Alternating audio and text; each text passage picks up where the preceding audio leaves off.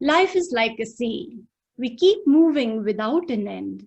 It's true that nothing stays with us. What remains is just the memories of some people who touched us as waves. Welcome, ladies and gentlemen, to Dr. Tapaswini's Corner. That's me, and I work as a head and neck oncosurgeon at Fortis Hospital, Delhi. Recovery after cancer is a difficult challenge for many patients, and especially if you have been afflicted with it as a child. But to a few, these hard times have led to greatest moments of their lives. They fought this battle like strong soldiers and have never given up. Well, that's also the story with our today's childhood cancer survivor, Sania Goyal.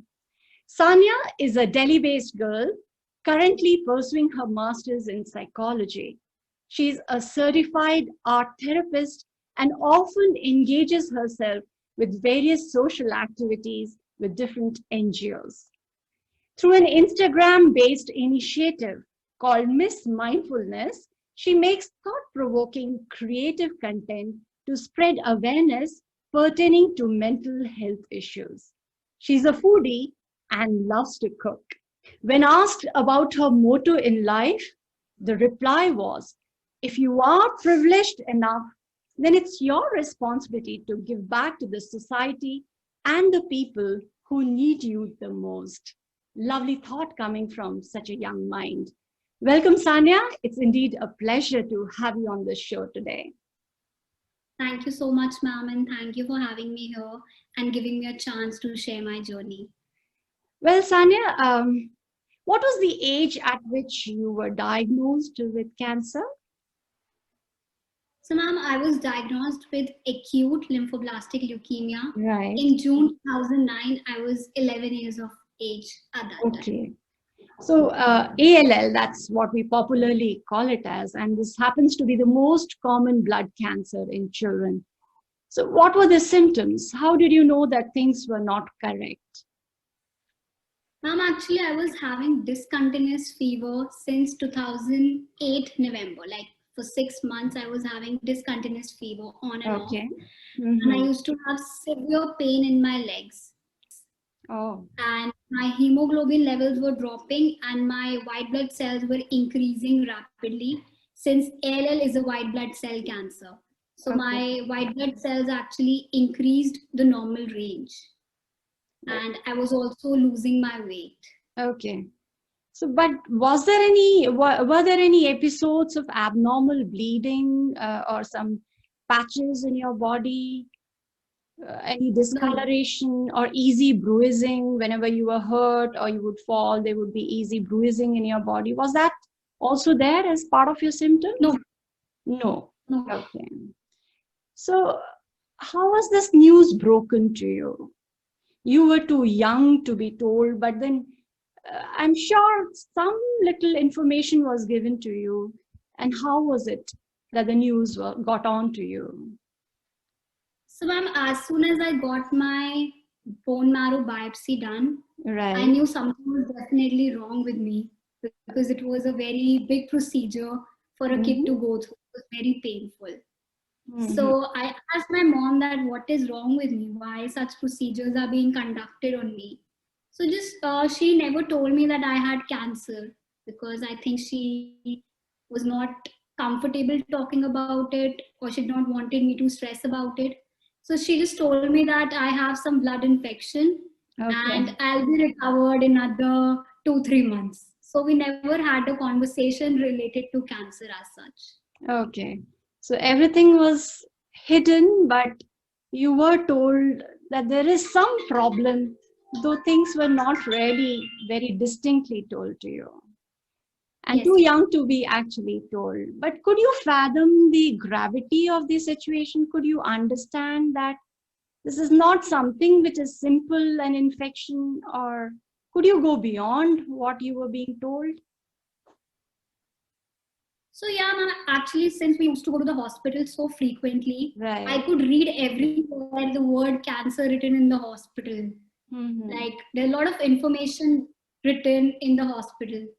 But since I was too much, I believed in my parents so much, I was too sure that they could not lie to me about such thing. So Okay. I believed them completely that no, I don't have cancer. So I thought it's a multi-speciality hospital treating different kind of diseases. Okay. So when the doctors were trying to make the diagnosis, you must have been, as you said, a series of investigations which was done must have been really bothersome. But were you that cooperative a child? You thought, okay, let me go ahead with whatever my parents or my doctors say. How sporty were you? So were you sporty enough to cooperate with whatever you were asked to undergo by the doctors and by your parents? Yes, ma'am. Actually, though the tests were really painful, there were a lot of blood tests conducted. I got my biopsy done twice, and PICC line was also inserted twice so that the chemo medicines can be taken. So, yes, the tests were really painful, but at the end, I thought that all of this will be worth it when I'll be able to fight my battle. So, it did not bother me, and I was very sporty about it, and I took it optimistically and cooperated in all the tests. Good, great. That's lovely to hear. So how long was this treatment? So, ma'am, my treatment was for 2.5 years, 2.5 years, Okay. and it was divided into two phases. The first phase, where the chemo cycles were too much, I had to go to the hospital frequently and take a Mhm. lot of medicines. So, it was a bit extensive. Mhm. But later, when the um, my I would like to say it again. Yeah, the second phase. Yeah. Okay, So the second phase, which was the maintenance phase, correct. in that now the medicines were less, and I had to go to the hospital also less. So yeah, this is how it was divided into two phases. Okay, okay. So it's almost like more than 2 years that you had to be seeing the face of the hospital time and again and time and again. Yeah. So were these like 21 days cycle and then followed by, 21 or the 28 days cycle? Do you have any idea or you forgotten about it?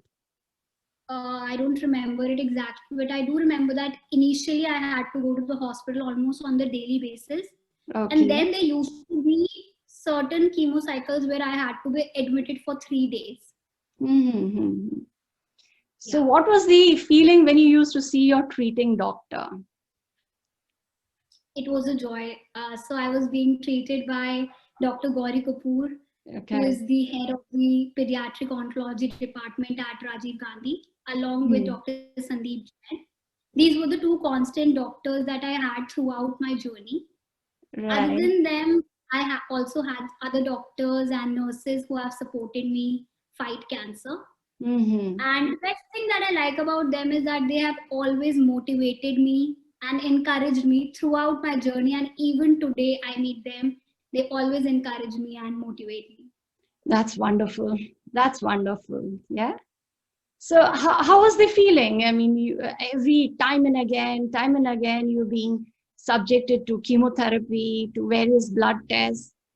Was that not a very good feeling, or you thought that yeah, it's a battle, so I have to fight it, so I have to go with it? So, since I was 11-year-old, I know hospital is not the best place to go every day, right? Correct. We used to get monotonous on some days, Mm. but I was usually cheerful. I used to interact with other patients, their parents, and nurses. So I used to keep myself busy. There was a playroom. I used to get some toys and coloring books for myself. But yeah, definitely there were some days I felt low and did not wanted to go to the hospital at all. Yeah. So life sometimes can be very painful. It gets complicated when things go worse. And many a times one doesn't realize as to where it is going to lead us to. But one has to keep going and stand strong against the storm. And in fact, these worst times make us discover our hidden potentials. I hope you fairly agree with it. And you've gone through so much and you really stood against the storm and you have won over it. And so how difficult was to, I mean, you already said it was not a very good exercise to go to the hospital. So what were the problems that you had? Do you remember? Can you recollect when chemotherapy was being administered? What were the complications? So, ma'am, I think chemotherapy not only affects you physically, like definitely there are some physical Right. side effects, but it does affects you mentally as well. So Mm-hmm. I think it did hit me mentally when I started losing my hair, Oh. because hair are something really important to me, I think.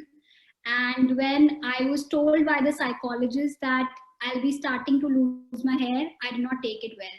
I went home and threw a huge tantrum that even if I, lose a single strand, I will not continue my treatment. I don't want to get treated anymore.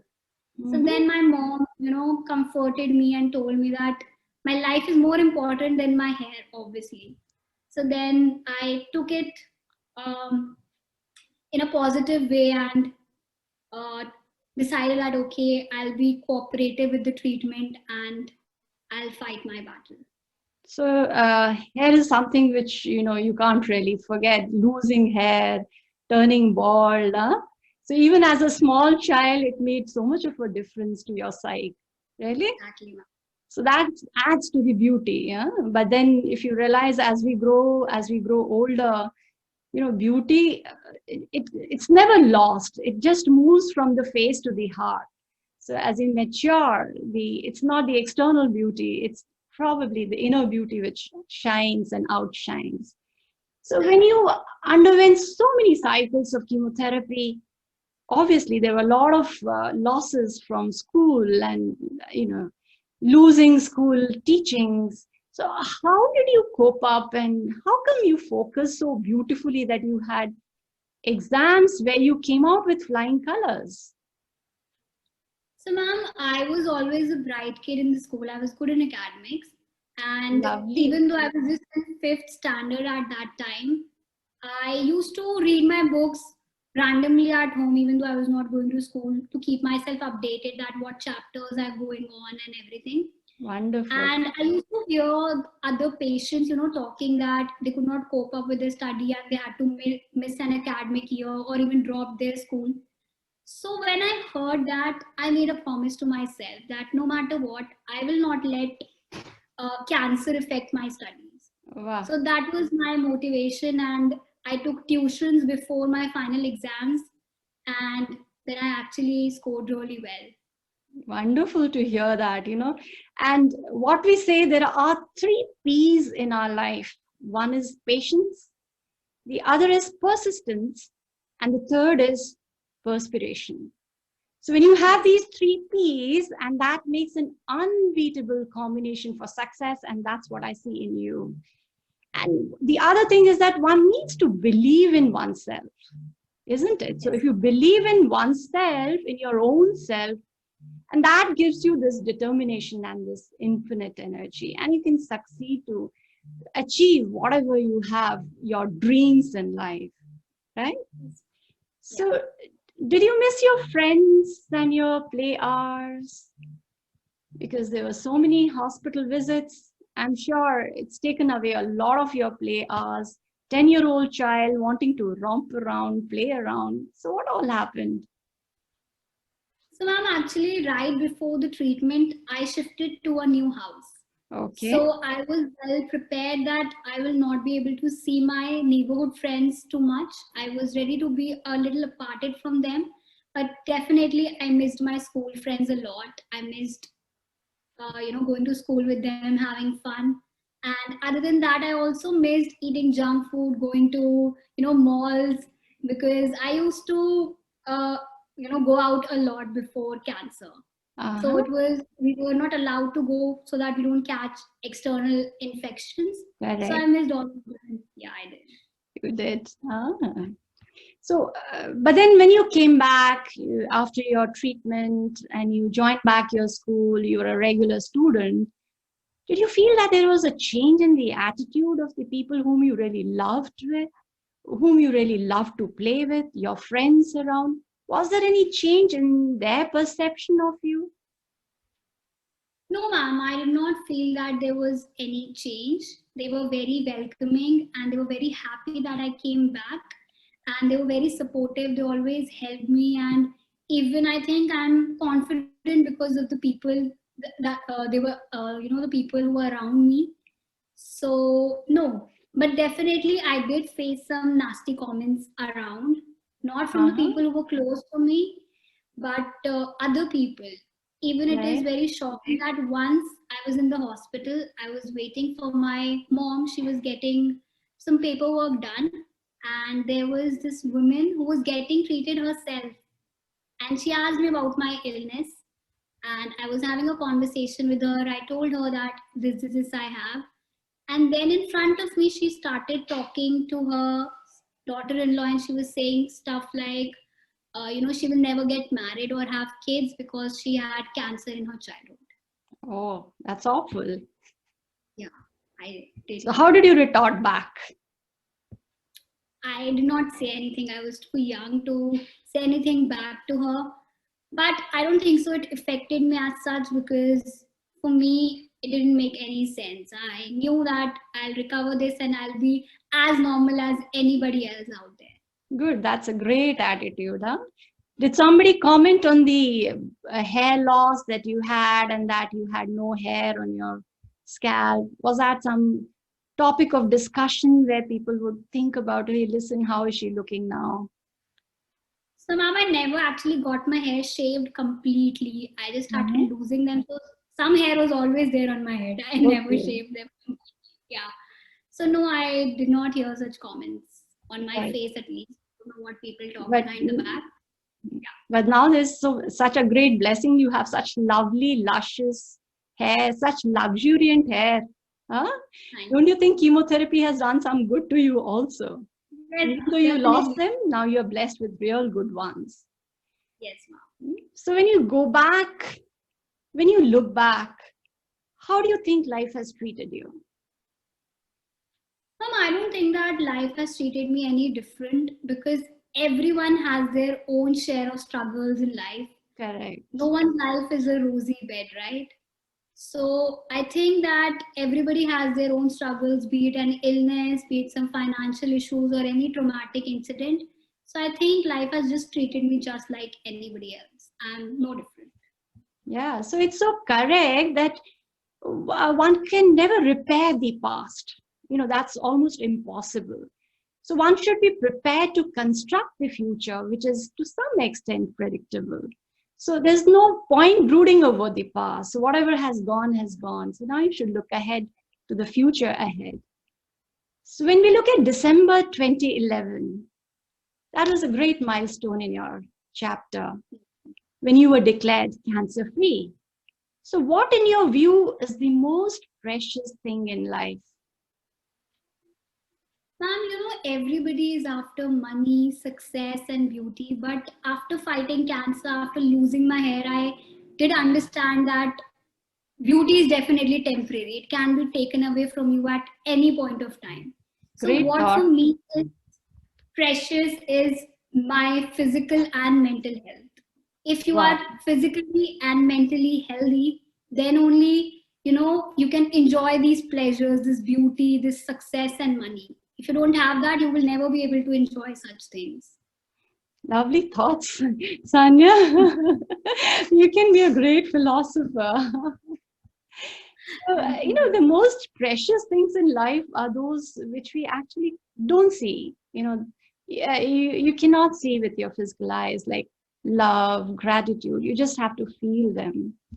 So, what's your mantra of handling tough times? Since you have gone through so much, what's the mantra that you want to share with people who are going to listen to you? Firstly, I think it is very natural to be scared or have fear during tough times, but I never let my fear stop me from moving ahead. I also get scared, but after a while, I just take a deep breath and I say to myself that I have to do it regardless the tough thing. So this is my number one mantra that I follow in life is that I will never let my fear stop me from moving ahead. Wow. So the hardest battle, as we said, it's given to the strongest soldier. So you are one of them. Huh? So tough times, tough situations build strong people in the end. And so one should never give up. I think that's a Definitely. great mantra that we should all hold on to. Have you become more spiritual? Have you become more philosophical after you have had so much of traumatic experiences in the past? I don't think so that having cancer has made me more philosophical or spiritual, but definitely I've started to value life more. I don't think so Hmm. I did value life that much at that time. And I've started to enjoy the little moments in life and little things in life. I've started to enjoy them. Yeah. That's beautiful. But you know, God's plans are always beautiful. You know, sometimes the process looks quite painful and hard, but shouldn't forget that when He's silent, He's doing something great for us. So we all that we need to do is hand over our problems to Him, and in no time He pulls you out of it. He pulls you out of all the difficulties. Now that 9 years have passed, I think I'm correct. It's 9 years Yes. past. Do you still have that fear that the disease may come back or you may have a relapse? I mean, the story of cancer is always like this. I mean, even if you are declared cancer free, nobody can predict that it would not come back again. Does that fear come to you from time to time? So I think when I was recovered from cancer, like during my teens, as I told, I was 11 when I was diagnosed. So around my teens, this thought never bothered me as such. But as I'm growing, I'm seeing what poor lifestyles we all are indulging in, increasing pollution, or how common cancer has become. It does hits me on some days that maybe I can have a relapse. But it's Mhm. not like a constant fear that is there. But yeah, I won't say that I've completely forgotten that I had cancer. So, in the entire journey of fight with cancer, who do you think has been your constant support? I think definitely my family and my relatives have been a constant support. They have made sure that my I'm happy and contented throughout my treatment. Since we were not allowed to eat outside food, my mom has made every food on the planet at home so that I don't feel missed out, that I'm missing out something. And Wonderful. definitely my friends.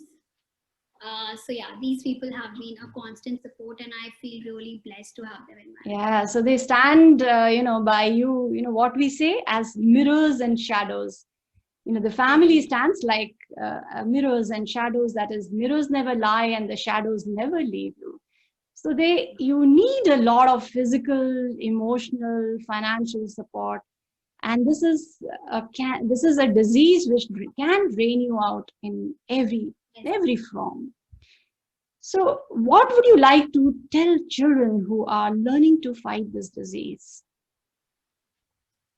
Firstly, I would like to tell them that all these changes that they're going through, be it losing their hair or having scars or fluctuating weight, all of this is temporary. All you need to focus is to, fight this battle, because at the end, cancer will not define you, only your strengths will define you. So it's just a bad day, my friend, not a bad life. Good, good. Wonderful to hear that.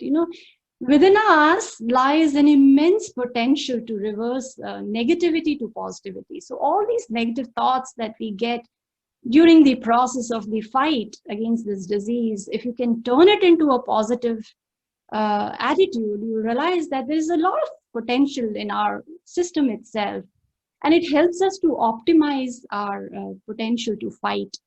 And it also helps us to focus on various plans and achieve success. So one should learn to master one's emotion. That's very important. So one should learn to master one's emotion and stop being one's own enemy. That's a great thing which I would love to share for all those people who are learning to fight this disease. So, do you in any ways think that this disease has been a blessing in disguise? Definitely, ma'am. I think, there's a saying that everybody handles pressures differently. I think just like when coal is exerted to pressure and it turns into diamond, this is what cancer has done to me. It has made me so much stronger that now I can fight, or I can take any challenge in life. It has made me really strong and grown me in many ways.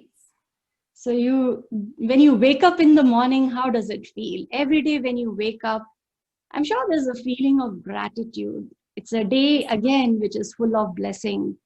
And when you look beyond the past and the present, there's something which you always look forward to, and that's a better future. So one should appreciate hard times, because sometimes they become just another chapter in our success story. Now, the entire world is the entire world is going through what we call as the COVID pandemic. And that's changed life of many of us. So how's life been during the lockdown? Are there certain restrictions on you because you've been a cancer patient? Do people tell you, listen, don't go here, don't eat out, don't engage yourself too much in social activities? Has there been a lot of pressure on and restraint on your movements? I don't think so that there has been any restrictions because I have been a cancer survivor as such, but definitely I'm taking my precautions just like anybody else because everyone is at the same risk of developing COVID-19. But definitely the thing that I feel is that now the life is not as carefree as it was. There's a constant worry, and I think that is the major change that has happened to me. I don't think so that I'll be able to live life as free I used to. There's a constant worry of COVID-19 going around all the time. Right. And it's something which everybody is experiencing it for the first time, and we can see a lot of impact that it has had on the entire world. So in the end, Sanya, how would you like to sum up? If you had one wish, and what would that be? Ma'am, I don't think so. It would be very hypothetical to say that, suddenly one day cancer vanishes from the world. But I would definitely want to contribute as much as I can and make a difference in the life of people who are suffering from cancer. And for that, we at Rajiv Gandhi has an initiative called Asha. We, the survivors, have created a support group so that we can help the patients who are on treatment and off treatment. So I think we can, I hope that we can make this initiative big and create some difference in the lives of people. Wow, wonderful, Sanya. Wonderful talking to you. It was indeed a pleasure. And I just loved all that, your thoughts, such lovely thoughts that you have.